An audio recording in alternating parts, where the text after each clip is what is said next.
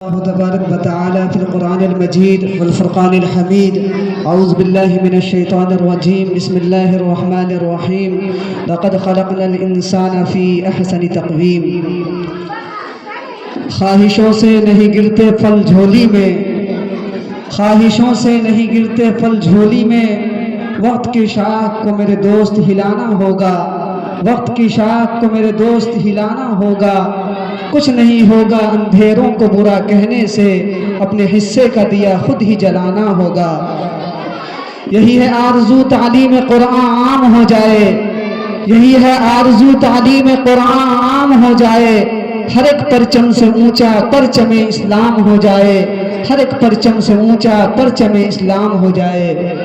معزز سامعین کرام اور ڈائز پر جلوہ فروز معقر علماء کرام اور اس عظیم الشان اجلاس کی صدارت فرما رہے ہم سب لوگوں کے سرپرست اور اس مجلس کے روح رواں حضرت مولانا طفیل صاحب قاسمی دامت برکاتہم العالیہ. میں بہت دیر سے یہ پروگرام سماعت فرما رہا تھا اور یہ سامنے جو مدرسہ عاصفیہ تجوید القرآن کے جو بچے ہیں اور بچیاں ہیں، یہ آنے والی کل کے امید ہیں.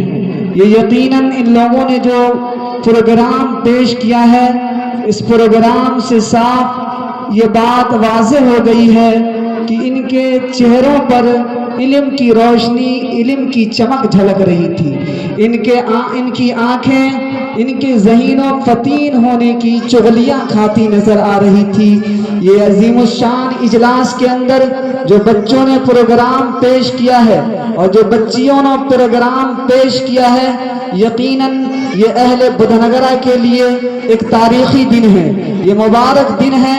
اور یہ بدھ نگرہ وہ سرزمین ہے جس کی خاک سے اٹھنے والی عظیم شخصیت حضرت مولانا عرفان صاحب مظاہری اور اسی دھرتی سے نکلنے والے عظیم شخصیت حضرت مولانا شاہنواز عادل صاحب قاسمی اور ان کے رفقائے کار جو یہاں پر نظر آ رہے ہیں، وہ یہی اسی بدھ نگرہ کی سرزمین سے نکلے ہیں اور ایک ایسا ادارہ قائم کیا ان کے بزرگوں نے اور ان کے پرکھوں نے. اور الحمدللہ وہ وقت بھی آیا کہ اہل بدھ نگرہ ہی نہیں بلکہ پورا علاقہ مدرسہ عاصفیہ تجوید القرآن سے مکمل طور پر وہ استفادہ اٹھا رہا ہے اور یہ ادارہ دین کو پھیلا رہا ہے. یاد رکھیے مسلمان بھائیوں، یہ جو بھی مدارس ہیں، مکاتب ہیں، یہ دین کے مضبوط قلعے ہیں.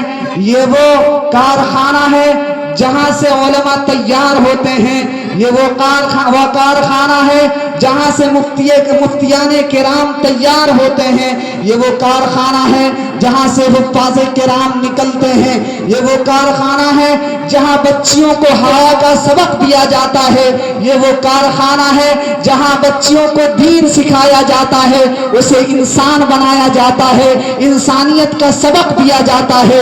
یہ وہ مدرسہ ہے، یہ وہ کارخانہ ہے جہاں سے ایک عظیم کردار اور افعال کا مالک انسان تیار کیا جاتا ہے. کسی شاعر نے کیا خوب کہا ہے، یہ مدرسہ ہے کوئی میں کدا نہیں ساقی، یہ مدرسہ ہے کوئی میں کدا نہیں ساقی. یہاں کی خاک سے انسان بنائے جاتے ہیں، یہاں کی خاک سے انسان بنائے جاتے ہیں. یقیناً اہل بدھ نگرہ بہت مبارکباد کے مستحق ہیں. بہت اور یہاں کے کارکنان بالخصوص یہاں کے جو ذمہ داران حضرات ہیں، حضرت مولانا عرفان صاحب مظاہری، حضرت مولانا شاہنواز عادل صاحب قاسمی اور ان کے قدم سے قدم اور کندھے سے کندھا ملا کر ان دونوں کو آگے بڑھانے والے حضرت مولانا اسرار احمد صاحب قاسمی، ان سب کا یوگدان ہے اور ان سب کی محنت ہے کہ یہ چمن پھول رہا ہے اور پھل رہا ہے اور یہاں تعلیم کی فضا قائم ہے. ہر دن یہ جو کارواں اتنا بڑا تیار ہوا ہے، یہ بچیاں جو تیار تیار ہوئی ہیں، اور یہ بچے جو سامنے تیار ہیں یہ اسی کارخانہ سے نکلے ہوئے عظیم الشان انسان ہیں۔ بچوں نے جو پروگرام پیش کیا اس سے یہ بات ثابت ہو گئی، یہ بات واضح ہو گئی کہ یہاں صرف تعلیم نہیں دی جاتی بلکہ بچوں کو انسان بھی بنایا جاتا ہے۔ یہاں صرف تعلیم نہیں دی جاتی بلکہ بچوں کو انسانیت کا سبق پڑھایا جاتا ہے۔ یہاں بچیوں کو صرف تعلیم نہیں دی جاتی بلکہ انہیں حیا کا سبق سکھایا جاتا ہے۔ بچوں کو صرف تعلیم نہیں دی جاتی بلکہ بچوں کو سلیقہ سکھایا جاتا ہے، اس بچوں کو بامقصد بنایا جاتا ہے، انہیں زندگی جینے کا سلیقہ سکھایا جاتا ہے، طریقہ سکھایا جاتا ہے۔ یہ مدرسہ تجوید القرآن جو آسفیہ تجوید القرآن جو آج ہی سے نہیں بلکہ برسوں سے دینی تعلیم کو پھیلا رہا ہے۔ میرے بھائیوں، آپ ان بچوں سے پوچھ لیجئے، یہ بچے آپ کے گواہ ہیں، اور جب کل قیامت کا منظر ہوگا اور اللہ کے رسول تاجدار مدینہ احمد مصطفیٰ محمد مصطفیٰ صلی اللہ علیہ وسلم کی عدالت ہوگی، اور بدھ نگرہ کا بھی لوگ ہوگا، بدھ نگرہ کے بھی لوگ ہوں گے، اور یہ طالب علم بھی ہوں گے جو قرآن کو پڑھتے ہیں، قرآن کو سمجھتے ہیں، اور اللہ کے رسول صلی اللہ علیہ وسلم کی مجلس ہوگی، اور اللہ تبارک و تعالی بعض لوگوں پر جہنم کو فرض قرار دیا ہوگا، اور بدننا والے لوگ ہوں گے، اور یہ قرآن پڑھنے والے بچے ہوں گے۔ تو اللہ تبارک و تعالی انہی قرآن پڑھنے والے بچوں سے کہے گا، جب جہنم کا چھپر اٹھایا جائے گا اور جہنمی اس کے اندر ہوں گے تو یہ بچوں سے کہا جائے گا، بتا کوئی تیرا جاننے والا کوئی ہے، تیرا کوئی دادا ہے، کوئی پردادا ہے، تیرا کوئی چچا ہے، تیرا باپ ہے، تیرا بھائی ہے، تیرے محلے کا، تیرے گاؤں کا کوئی انسان ہے۔ تو اسی آسفیہ تجوید القرآن کا کوئی بچہ ہوگا، کوئی حافظ قرآن ہوگا، جب وہ جہنم کے اندر دیکھے گا تو اسے پہچان لے گا، ہاں میں اسے پہچانتا ہوں، یہ میرے ہی محلے سے تعلق رکھتا تھا۔ اللہ تبارک و تعالیٰ کہیں گے کہ اس شخص کو تو جہنم سے نکال لے، قربان جائیے ان بچوں پر اور یہاں کے اساتذہ پر جو بچوں کو قرآن کی تعلیم دیتے ہیں، جو حدیث کی تعلیم دیتے ہیں۔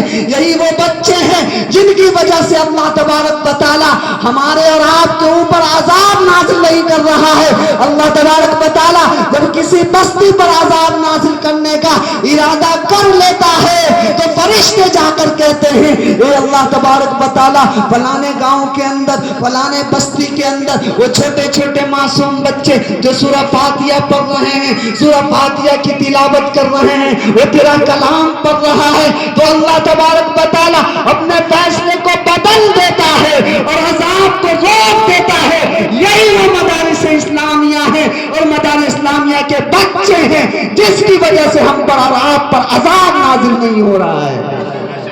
یہ کتنے مبارک بچے ہیں میرے بھائیوں، وقت بہت کم ہے، عصر کی اذان بھی ہو چکی ہے، اس لیے مزید میں اپنی بات کو طویل نہیں کرنا چاہوں گا۔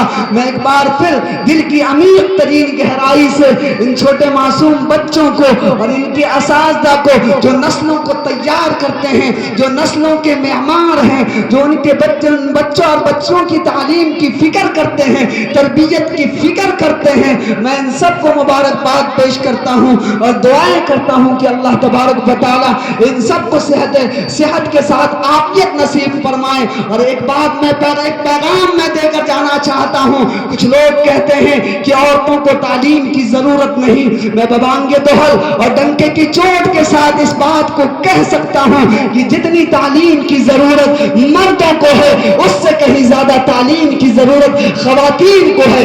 اگر خواتین پڑھی لکھی رہے گی اور تعلیم سے آراستہ رہیں گی تو ایک چراغ کے ذریعے کئی چراغ روشن کیے جا سکتے ہیں۔